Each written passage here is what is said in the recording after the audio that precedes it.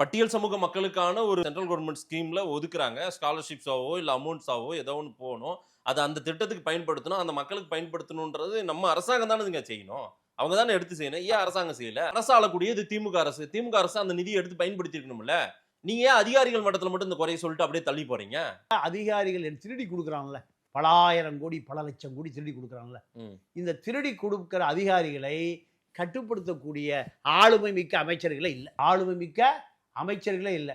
700 கோடி ரூபாய் கொடுத்த மக்கும் குப்பை மக்கா குப்பைய வேலுமணி காலத்துல 7000 கோடி ரூபாய் போட்டு எடுத்துக்கிறான்.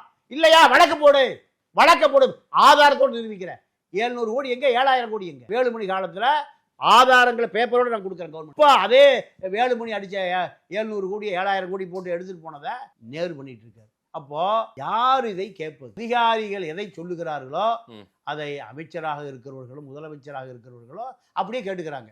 நீங்க செய்யாறுல நல்ல முப்போக விளைகிற நிலத்தை சிட்கோவுக்கு எடுக்கிறான். ஒரு 1000 ஏக்கர் எடுக்கிறான். ஒரு விவசாயி சங்க தலைவன் ஐடி படிச்சுட்டு விவசாயம் பண்ற வந்து போராடுறான். அவனை இந்த சட்டத்தில் அடைச்சாங்க. இந்த சட்டத்தில். அப்ப யாரு செய்யறா? முதலமைச்சர் செஞ்சாரா? முதலமைச்சர் அலுவலக அதிகாரிகள் கார்பரேட்ல காசை வாங்கிட்டு குண்டாசுல போடுறான். குண்டாசுல போட்ட பிறகு செய்தி பெருசாகுது. வேல்முருகன் சண்டை கிண்ட போட்டு தகராறு பண்றாரு. பண்ண பிறகு முதலமைச்சர் எனக்கே தெரியல, அவனுக்கு ரத்து பண்ணுங்கிறார்.